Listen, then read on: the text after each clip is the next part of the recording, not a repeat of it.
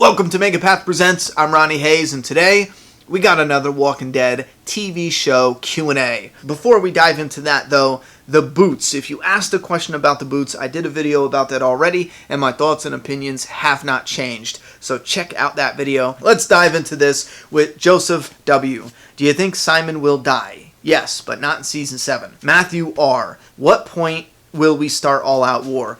You also said we're in the thick of March to War, the first half chewed through comic material, but you feel like we are not getting all-out war until Season 8. I don't think we're going to get all-out war until Season 8, but I strongly disagree with being in the thick of March to War right now. Carl going to the Sanctuary was not a March to War.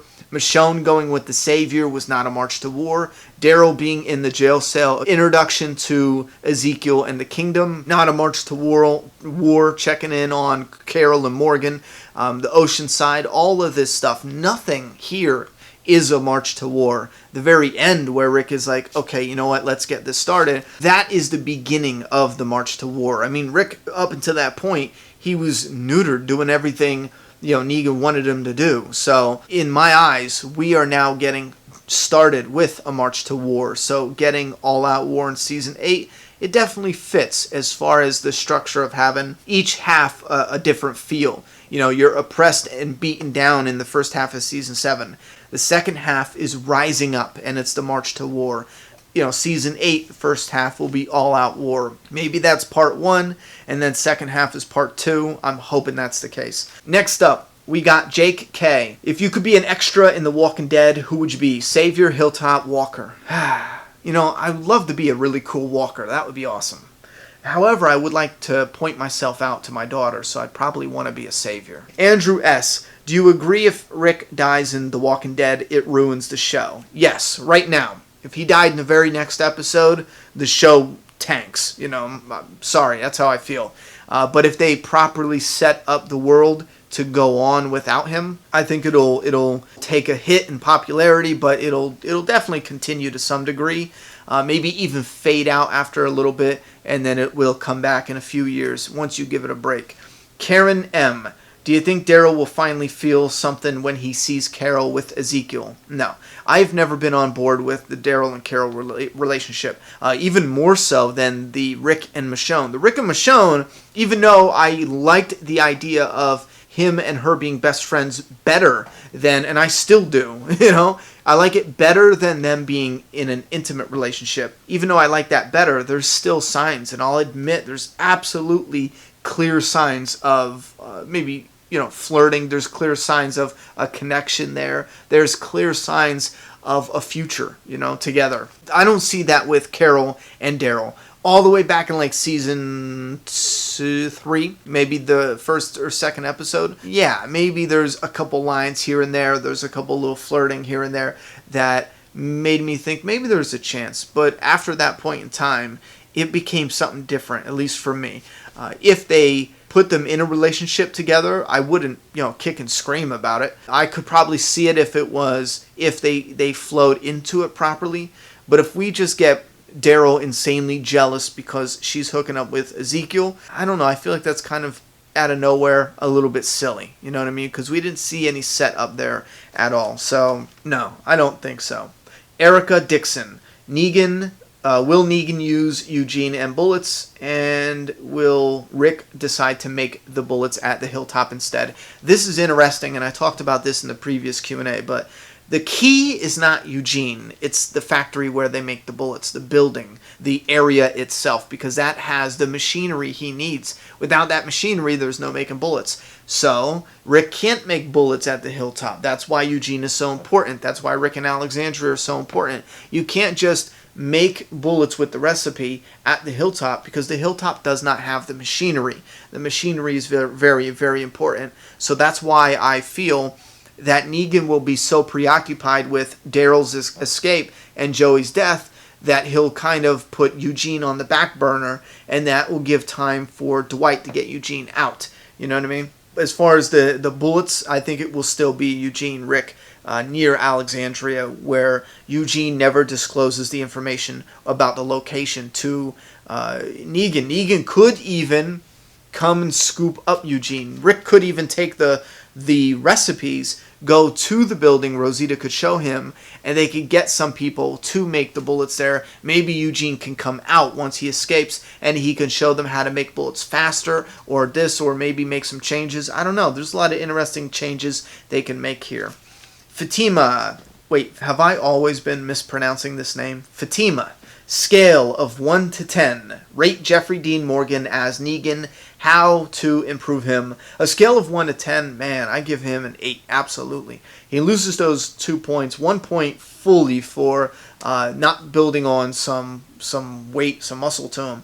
Absolute. Listen, he does a fantastic job when it comes to the acting. And even when he shaved his face, I got a little nervous. I'm like, oh, fuck, fans are going to fucking hunt me down, kick my ass because I made such a deal out of his face, you know?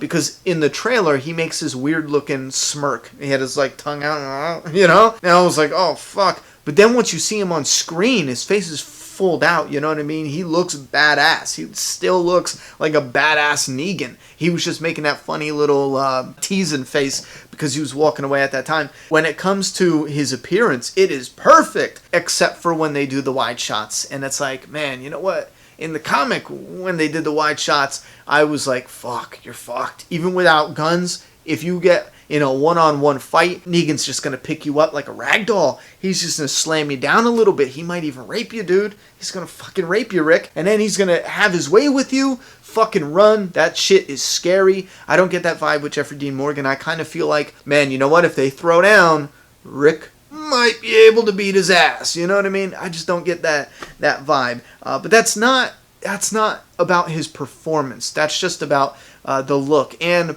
you can't solve that 100% because Comic Abraham looked like a monster. You know, he looked like a bodybuilding beast.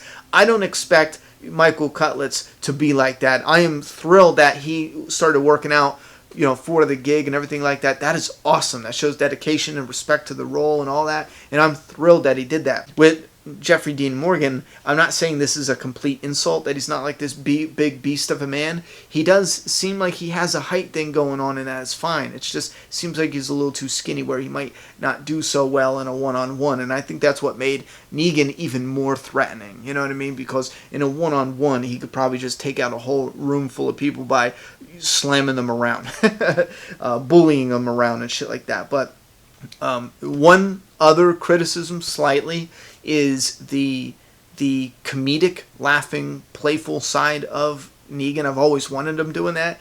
And I always pictured him being loud, like roaring like a lion when he's being ridiculous sometimes. That's how the character reads a little bit. And I don't feel like we get that. I feel like we get the more, I want to be a dick. I'm smiling. This is all fun to me. Sometimes I feel like the smiles should stop. Maybe they linger too long.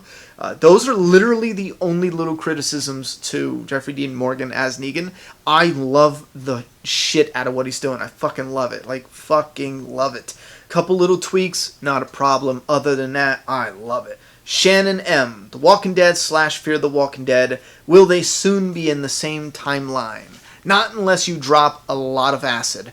I mean, Fear the Walking Dead is still, what, couple months into the apocalypse, and they're not slowing down. No, sorry, they are slowing down. They're not speeding up. They already said that season 3 is going to be about where they are now, and then the family being pitted against each other on two different sides of the border, whatever it is. They're not time skipping anything, you know what I mean? So, no, there's just no way. Not unless they wrap up season 3 and come back in season 4 like 3 years later. You know, I don't see them doing that. Not at all. George T. How would you restructure 7A? That would probably take, you know, a full video all in itself. I would restructure it blended, that's all. I think story-wise, they got a great thing going. They are on point when it comes to the story. When it comes to the structure of the story, I think that's probably its worst enemy right now. Amber Walcott. Holly's death. Who, when, does it move the story forward, and should we skip it? And we talked about this briefly, but with Holly's death, who, I don't know. It could be Tara, Rosita, Sasha, but then again, it doesn't matter. And that's what I'm talking about when it comes to the when and does it move the story forward, because in the comic, it had to deal with a person getting revenge because of Abraham. It had to do with Negan thinking that was Rick's girlfriend, and then it had to do with Heath and Denise. That's all changed. All of that is changed. So they're either going to skip it, remix it in a big way, I mean change the how it pushes the story forward altogether, and when, I think if they do it, it will be in season 8, definitely. Right now, I'm 70% sure they're going to skip it. And that's mainly because they did it in Fear the Walking Dead. So I think they might skip it. William, Aaron in 7B. Big role, question mark. No. Unfortunately, with the structure, I don't think we have time to have these side characters. I don't want to call Aaron a side character, man. He's really stepping it up. The actor's really kicking ass. But when I say something like that, I mean a character that we haven't had since episode 2, episode 1, stuff like that. But when it comes to his character, I just don't believe the story is structured enough to have him have a really big role. But I am starting to feel like they can see the talent in the actor, and he's going to have a bigger role on the show than he did in the comic. I don't think it's going to be huge, it might not be massive, but I think it's going to be bigger than the comic. Definitely, or maybe I hope it is. Michael S. All Out War, all of Season 8, question mark. This is a good one. I hope so. I hope they do the war. If you look at the war creatively, and if you want to structure each half season as having a different theme, do All Out War in 3 themes. I just thought of that. You have to do it in 3 because you take 7A. The first half goes from... I just thought this is nice. I like this. Rick getting the upper hand from episode 1 to 8 in season 8. Upper hand, transition into Negan getting the upper hand. Enter the second half of season 8 with Negan having the upper hand, and then after the following 8 episodes, when we get to the season finale, transition into Rick having the upper hand. You could do that, or you can do sporadic battles here and there and make it feel like 2 different halves, you know what I mean? Like you have the first half where it is all over the place, they're jumping around, and the second half you mainly focus on like these 2 communities or something like that. You could even destroy Alexandria in the first half and then have the characters run to the hilltop and restructure for the second half. But I feel like they should definitely just give us the all-out war in those 16 episodes. They can do it. They definitely could do it. You could throw filler in there. You could throw character development stuff in there. You could have this action-packed season, jam full of wars and fighting and story, character stuff we love to see. Insert that in between all the action and fighting. I don't think they should, or I don't think they need to do 6 solid episodes of non-stop. Remember when they shot up the outpost? I don't think we need 6 episodes of that. Okay, that's the war. Let's go into a new beginning. If they do that, it would probably be like a very action-packed first half. But it would be a little disappointing because I feel like there's a lot they can do there. Now that I'm thinking about it, and this is my, the creative wheels turning in my head, if you want to do a new beginning properly, and you want it to be a tad bit slow, and you want to build up this new storyline in the new beginning, and you want to build up some kind of like hidden threat, some surprise threat, maybe that's the plan, to use the first half of season 8 as some intense, crazy, action-packed, fast-paced war after, mini war after mini war. Communities are destroyed until Rick Grimes and gang finally win in episode 8. If they destroy Alexandria in episode 5, they can have a crew repairing Alexandria while they are filming in different locations. I just thought of that. That might be a workaround. So follow me. They have a fast-paced, intense as fuck first half of season 8. And then the next half would be the new beginning where it is slow. You know what I mean? But I think that might help balance out the feel of the season, balance out the story, balance out the ratings. It might be the slow introduction of this new world. It might just be crazy in the middle of the season. It might have like a totally risk-taking, interesting vibe to it. So there's definitely arguments on both sides.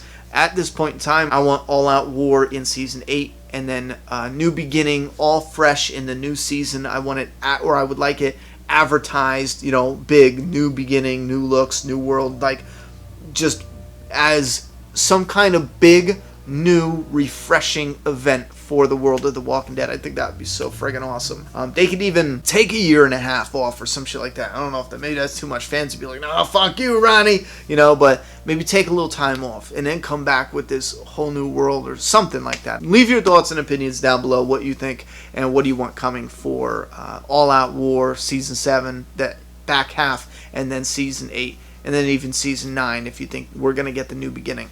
Put all that down in the comment box. I'm done talking. It's your turn. Subscribe now.